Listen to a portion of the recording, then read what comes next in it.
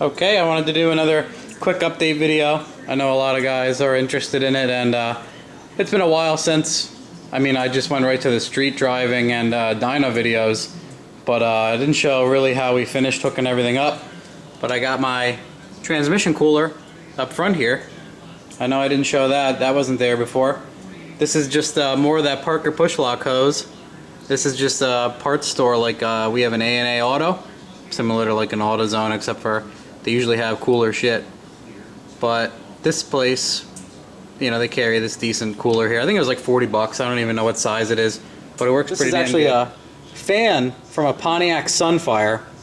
Works pretty fucking good. You'd be surprised. This single fan works good, really good. Pretty cheap junkyard item.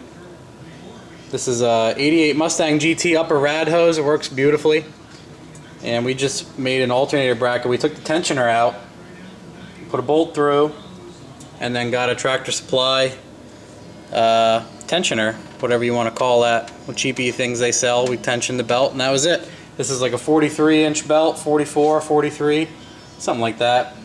Not entirely positive. I think I have the belt size in my glove box. If anybody actually needs to know if they're going to do that, let me know and I'll dig up the exact belt size for you so you don't get fucked up when you're ordering it.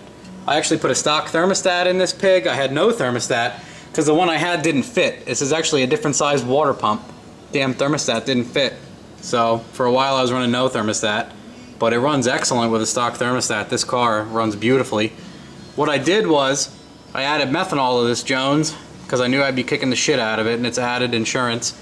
So I put 2 nozzles into the elbow. That's normally what we do. It works good. Pretty damn tight.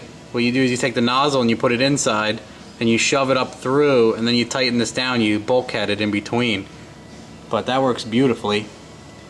And I got a Y fitting there, and that's a check valve, and it goes back and into the trunk. And then this is just a Summit overflow tank. Well, I was ordering a bunch of shit from Summit.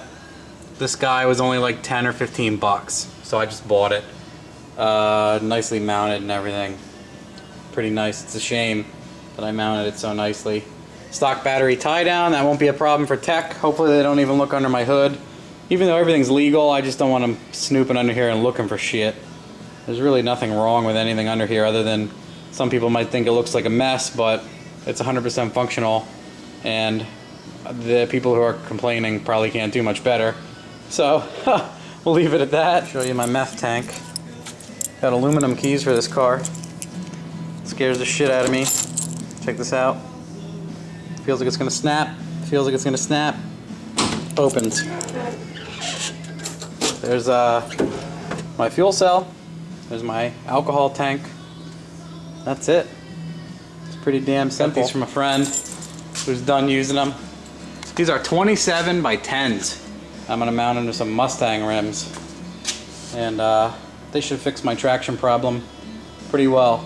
We'll see how they do at the track. I'd like to go Sunday, only in like a couple days. This is Thursday night, so Sunday I'd like to head to the track. The only other thing, if you guys are swapping LS motors into cars, really important thing that I don't think I mentioned on my other videos, this is the alternator plug, and really you only need this wire. Every other wire can go. Like a Blazer has a single wire, some have all 4 fucking wires in use. You only need this bugger right here. So if you're staring at the alternator and the clip is on the back, it's the second one to the left. And what you need to do is, in here is a 470 ohm resistor. Now, if you don't put a resistor in, your alternator will burn up.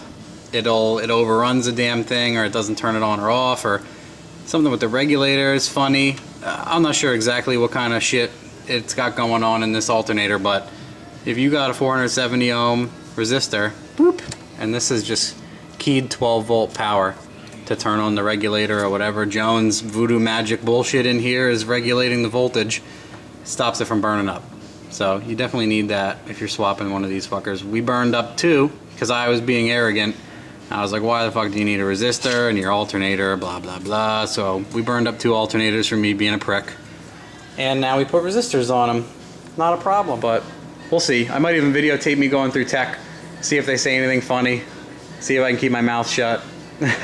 Make this a quick and easy, painless tech session. But At the very least, I'd like to go a mid-10, like a 1050. I'd be happy. I would honestly be happy if it just makes it down the track and I have no problems and I can stop. But the second half of that happiness would be 10-second pass, and then the ultimate goal, like hands down, would just be 9-second pass on my first day out. But that's a tall order because never had the car down the track. I don't know if it goes straight. Don't know if it launches straight. Don't know if these fucking brakes will stop this car.